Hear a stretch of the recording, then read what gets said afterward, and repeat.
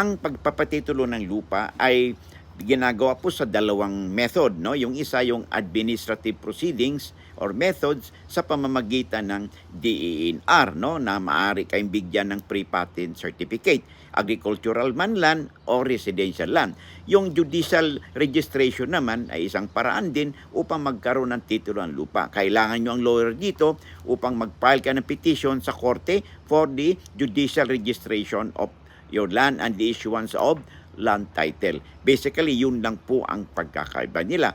Medyo masalimot lang po at magastos ang korte because you have to secure the services of a lawyer. Okay? Upang sa ganon ay mapag-file ka ng petition sa korte.